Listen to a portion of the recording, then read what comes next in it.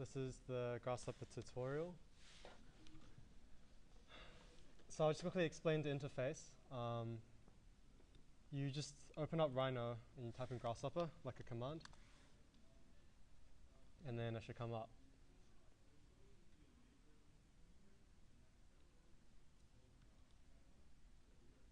And then if something comes up like that, just close it.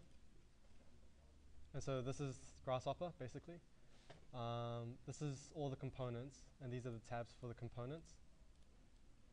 So the tutorial. So basically, we're just going to make a vector first. Or actually, let's just start off with point, construct point. So anything, so it's sort of like Rhino, where you just type in the command which you think you need. So like, let's just say I need a vector. I just type it in, and it should come up with a bunch of vectors. But otherwise, you can actually select them from here. But yeah, I don't actually know where point is. I just type it in. Yeah. So constructing a point. Oh, fuck. Yeah, right click. Okay. So here's the point in the Rhino space. So when you create something in Grasshopper, it doesn't actually exist in the Rhino space. You actually have to bake it like that to actually get it into the Rhino space for you to select it. So it works XYZ as the components that you need to plug in. So for example, I need like a number slider to actually put in like a number. Let's just say 10.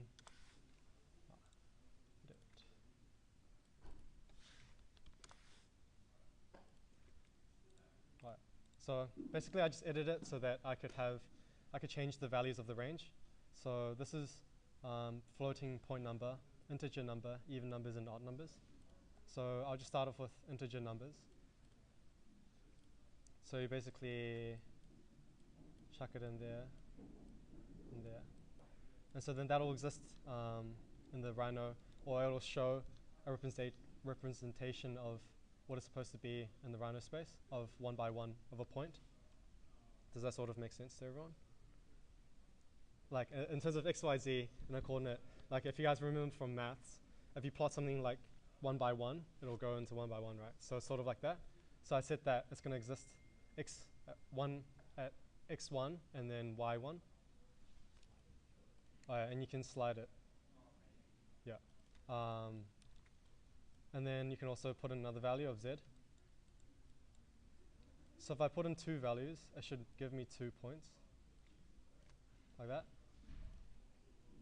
Yeah. So a box. The tutorial basically explains everything of what I'm going to explain. It should be quite quick for me to explain through all of these things. I'm getting out of order actually, but I'll just try following this actually. So in here it says the display. So if you want to expand it a bit higher, so let's just say like a series actually. You won't know what S, N, and C stands for, so you just hover over it to read what it actually is. But if you don't want to hover over it each time, you go into display and draw full names. That way it'll just come up with it without having the abbreviation of S and I think it was N and T. I mean S, N, and C. And now it's just start, step, and count. So that's a really useful tool for you when you want to draw full names rather than hovering over it. You can also get the details of it by right-clicking it and then clicking on Help. And you can read what it does. And so these are the inputs and the outputs of the parameters that you should put in and take out of it. Yeah. So what's useful about Grasshopper is, let's just say you want to make a box or rectangle. You want to make a box of a certain length, width, and height. So let's just imagine that I made this accurately. Like let's just say it's 4 by 3, but actually I wanted it to be 5 by 6. What's good about Grasshopper is that you don't need to remake each box each time. So I can just type in rectangle here. That'll give me the base for rectangle. So that's the plane, x, y, and then radius. So for now, let's just make a 4x3 rectangle.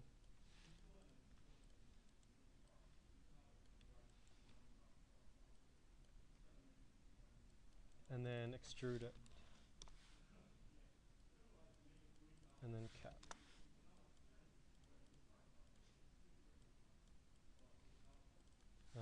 Let's just make it 5 high.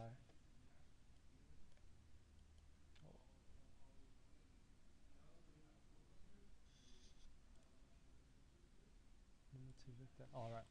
So for extrusion, you need a direction for the extrusion. So right now it's asking for a vector, and I just gave it a number, so it's not a vector, if you guys get what I mean. So right now I just gave it a 5 without having x, y, z direction. So if I wanted to extrude upwards, I have to put in a z direction to turn into a vector. So it's saying 5 in the z direction, and then it will extrude. So sometimes when things pop up that are red, you can read what's wrong with it. So right now it says data conversion failed from number to vector. So it's saying that I put in a number into the direction instead of a vector. So z is upwards. So now, let's just say that was the box that I created before. Let's just say I want it to be 10 by 3. So I can just slide it instead of making it each time. So that's what's good about Grasshopper, is that you can just continuously edit the box without having to remake it each time.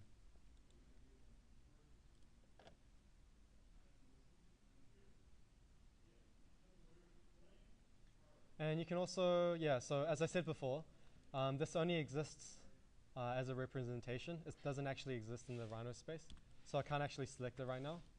So you have to right click the most recent component, or the component that makes that what it is. And you have to bake it, right click and bake. And then that way now it exists in the Rhino space. So there.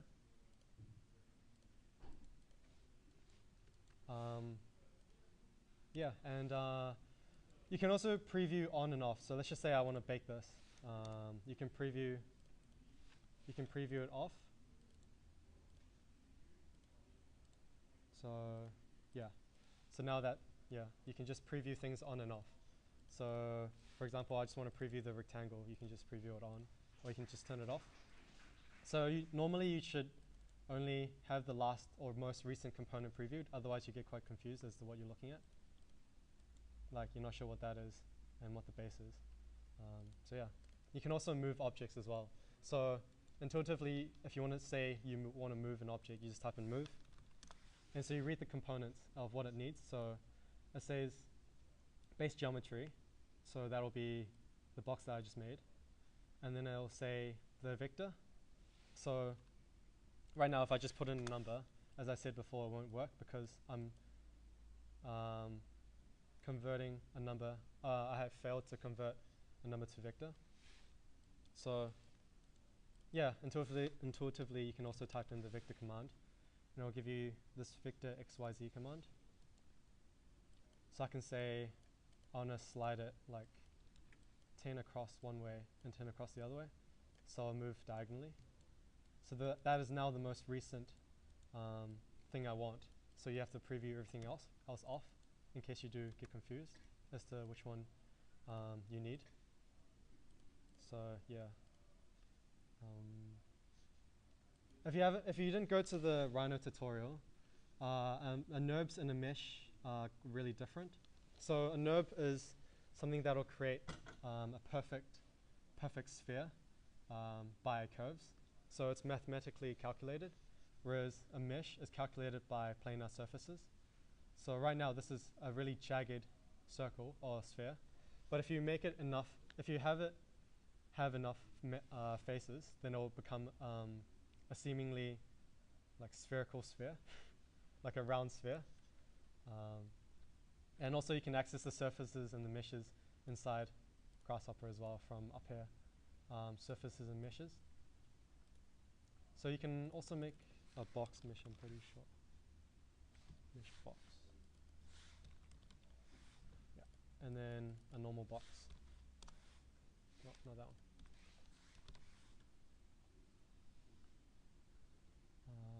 Center box. So that's the mesh box, and that's a normal box. So yeah, again, you can just type in any command you want, and it should come up. That is if it does exist.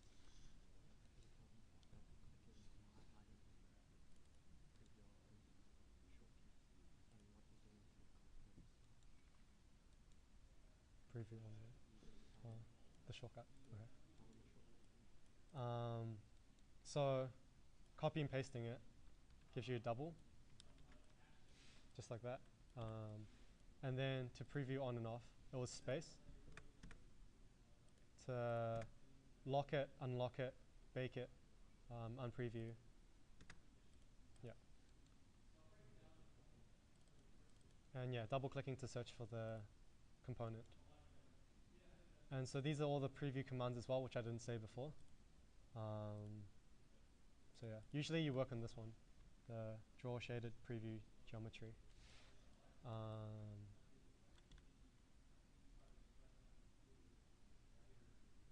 Yeah, so what's important about, the most important thing that you need to know about Grasshopper is lists and data trees. So in this example, I think I've already made it. Shuffle it. So you just drag and drop any component that you need, or any document, just like how you would drag and drop into Rhino. And it'll create a new document up here on the top right. But if you want to just make a fresh one, just type in, or just go into File and go into New Document. And remember that once you open a new document, the old one is still there. So you have to close it if you want it to be turned off. Even if you exit from now here, it'll still exist. So it doesn't close out of it, even if you close Grasshopper. So yeah. So what's data tree? So right now, I made a series component. I'll just turn it all on, actually, so I don't have to hover over it. You don't need to worry about the flattened tree yet. Just need to get your head around what a data tree is. So right now I made a series, connected it to X and Y. So what a series is that it'll plot points 0, 1, 2, 3, 4, 5, 6, 7, 8, 9, or depending on how many I want it to count. So right now it's counting 10 points, so starting from 0, and each step is 1. So if I want even numbers, I can just step it as 2. So it'll start from 0, 2, 3, 4, 5, 2, 4, 6, 8, 10. Counting 10 times. So yeah, so if I want to count to 5 times, then it'll give me these numbers here. So that's what a series command is. And so right now I made points plotting X and Y. So right now I'm saying that the 0,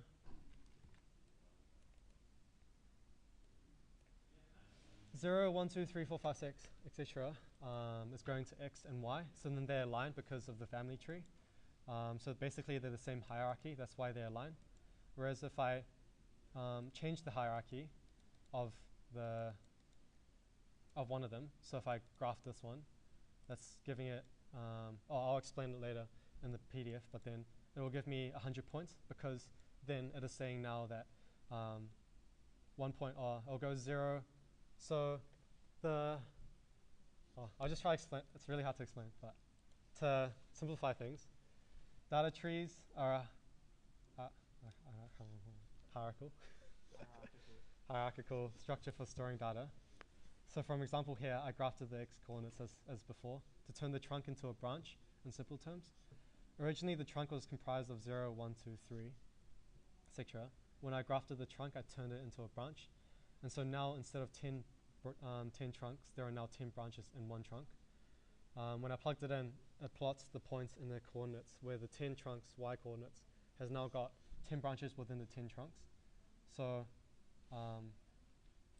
basically it's saying that before I grafted it, the trunks aligned with each other. So I'm saying that the first trunk is 0, is 1, 1, or 0, 0. That's why before grafting it, it creates a straight line. Whereas now if I graft it, it turns it into branches. So now I'm saying that each tree has 10 branches. So like this first tree has 10 branches like that. the second tree has 10 branches like that, etc.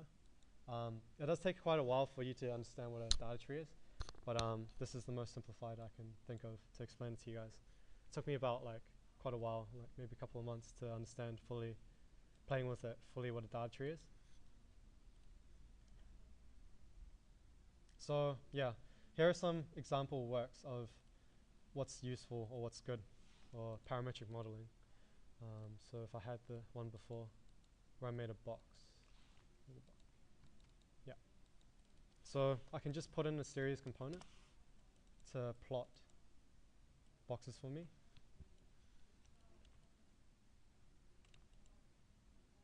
So I don't have to array it or anything like that.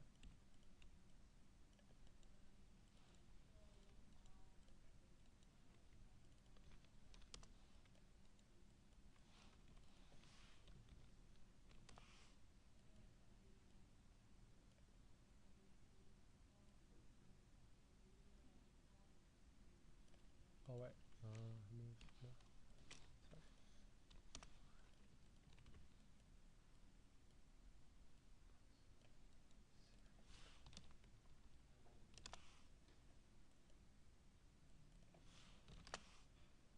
So to explain this quickly, that was just the rectangle that was extruded and capped, like the commands in Rhino. So now I'm moving the boxes in a direction of XYZ.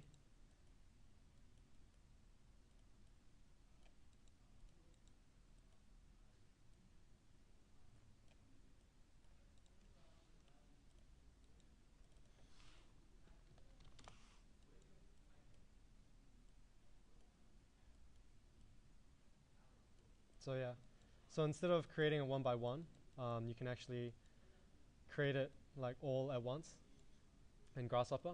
So that's what's pretty cool about Grasshopper. And another example is mapping. Oh wait, which is mapping, or this is just another example of what you can do. But it maps basically a geometry onto a facade, onto a surface.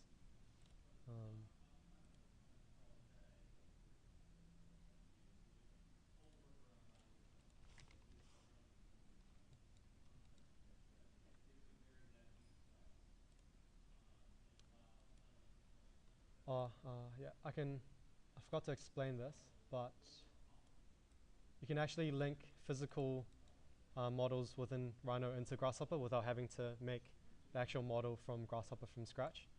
So right now, these ones, which I did before, so like box, surface, point. These are all used to reference it back into Grasshopper. So for example, I create a curve in Rhino like that. You click it, or you select it. You right click the component for the curve, and then down here it says set one curve. So now it exists in Grasshopper, but if you delete it, then it'll get deleted from Grasshopper as well. So yeah, like point, select it, set one point, and you can also set multiple points.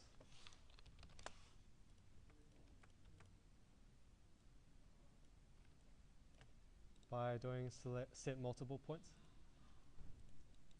So for box as well, and surface. Or maybe it's brick. Yeah.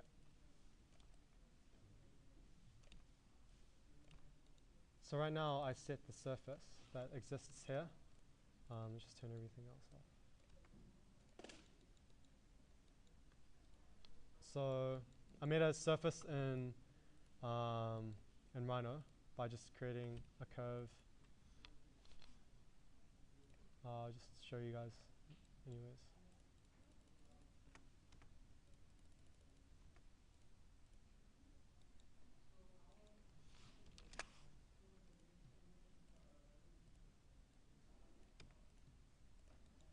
And then there's a patch, a loft.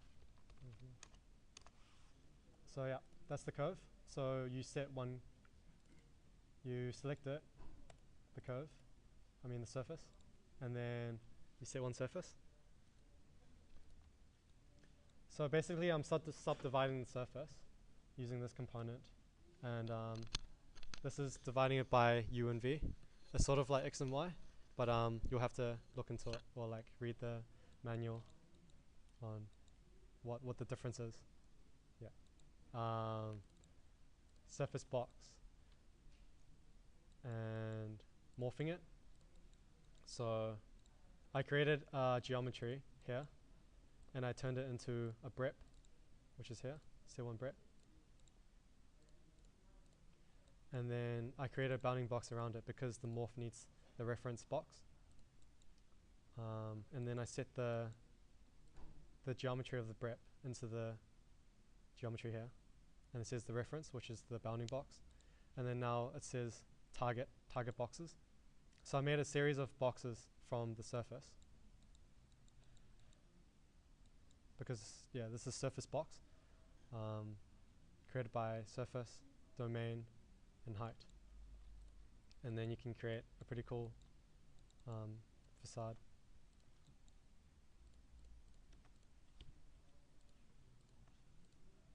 Yep. So like that, and referencing back to the original side. Right.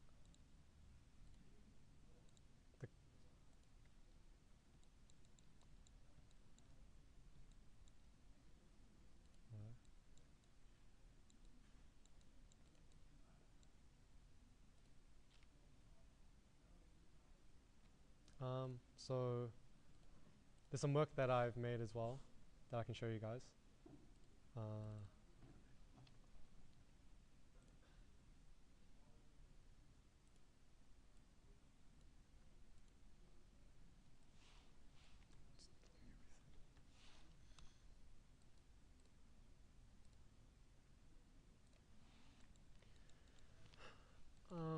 Yeah, once you get to know Grasshopper, it's not too hard to make things that you need to make.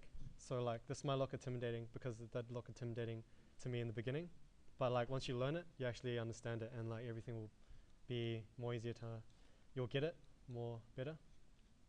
So yeah, this is the potentials of Grasshopper. How do you full screen this?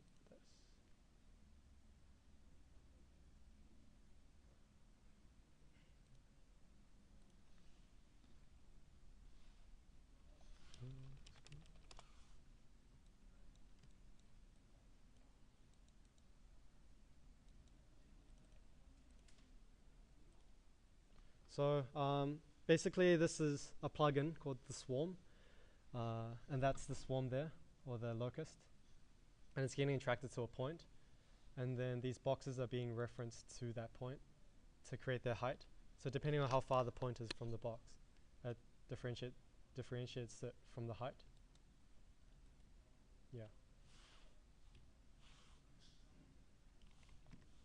And yeah, and that's from all these components. So I didn't make this locust brain itself. So there's these things called plugins. If you can't make it yourself, or because not everyone can script their own things, you get these things called plugins. And they have, the most common plugins are Kangaroo, Millipede, maybe not Locust Swarm, and Gecko. This is a physics engine. Can't really remember what Millipede exactly does, but I think Gecko is important for you in third year for tech. Yeah, you'll need to learn how to use them. So you get most of these plugins from the official website, Grasshopper 3D, 3d.com. And anything that you need help with, or anything that you might struggle with, you just type in the search engine, like how do I create a point or something like that. And so there will be forums of people asking those things already. And yeah, so you get the plugins here, so like Kangaroo. Even though Kangaroo is already installed in all the computers here, you can get these at home, and they're all free. Yeah. And the main website was that. There's some tutorials some really important tutorials that was made from the creator of Grasshopper called David Rutten. Yeah. And there's also a book about Grasshopper, which is like a tutorial in a book form. Yeah. So, yeah. Are there any questions from anyone? Probably a lot to take in. Yeah. Oh, I'll show you guys something pretty cool. I didn't put in the PDF. If you want to find out a component, so let's just say you open the script and you play around with it, because I'll upload everything onto the website. Let's just say you want to know where the box command exists. You hold on to Control, Alt, and then click, and it'll point to you in the top left there. So you can detect components. So like this locust brain, you detect it, so you'll know now that it's an extra, and then it's here. Another thing that's important is a number slider. So rather than clicking it and bringing it out, or typing in like a number, so usually people type in like 100, and it'll get it from 0 to 100. Another thing that you guys can do is typing in the range, so 20 to 60. That'll give me a number slide from 20 to 60, or a decimal placed number slider. Yeah, those are some pretty cool things. You can also change the color of the representation as well. So right now it's red. You go into preferences. You can change the color here. Right click and changing the color.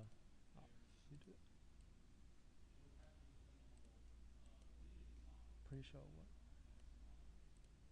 Oh, not sure why it's not working, but yeah.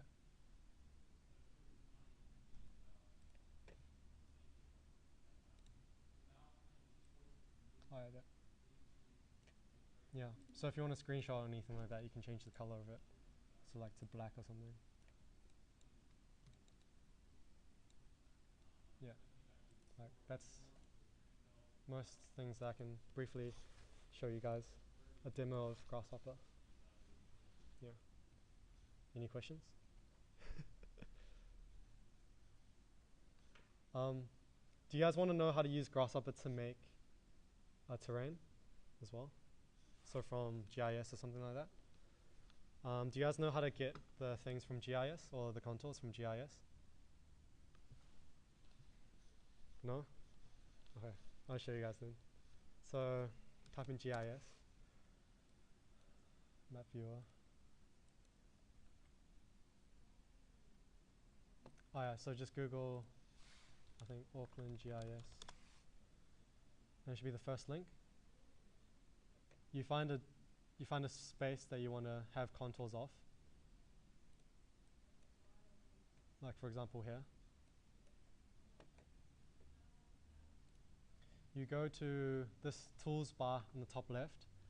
You type data extract. I mean, you can click, not type. And then you click on this one, draw, extract, extent.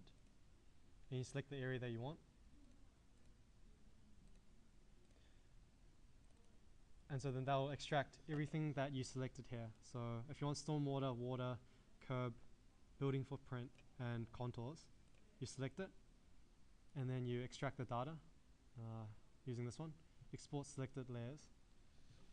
And then you'll download the file. And then you'll open it in Rhino. Usually when you open up contours, you're hitting everything. So even if a contour runs from the bottom right, actually I'll show you anyway. Yeah. Probably easier if I show you guys.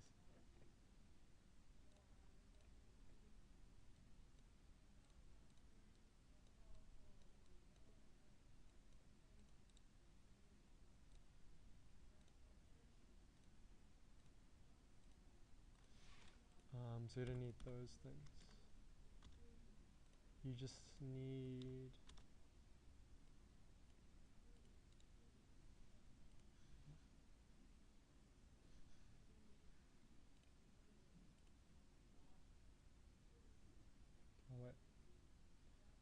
button click DWG. So you know extract as AutoCAD DXF, not shapefile. So that's something I forgot.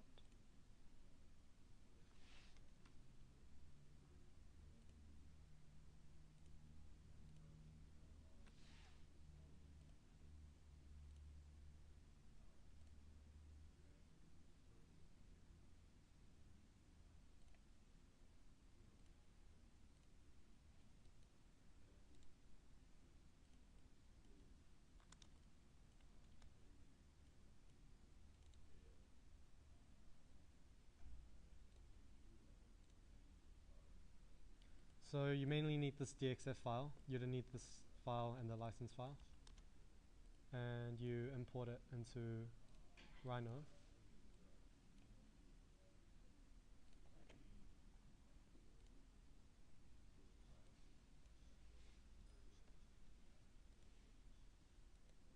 So yeah, anything that you've selected as a contour, it also selects the whole contour. So you'll have to figure out what it looks like inside of here, and then crop it out, which is annoying.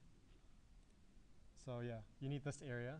I selected everything. It created all of these lines that were like all the way, that runs all the way around. So you have to sort of match it with the Rhino, and then try and crop out the area that you need, which is annoying, but yeah. So you get it. And then, so I've already got a site before.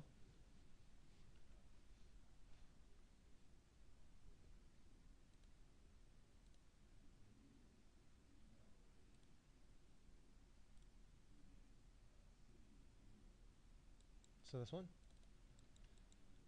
This was, I'll show you guys down here.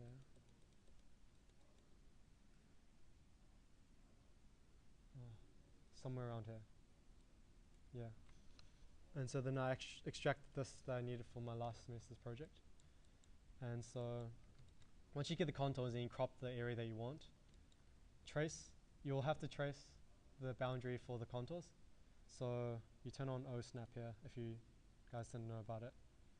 And you have to trace a contour around the whole thing to make it an accurate contour. An accurate terrain model. Open up Grasshopper. And then if you guys want the script, you guys can come grab it off me now. But the script is more accurate than patching the terrain.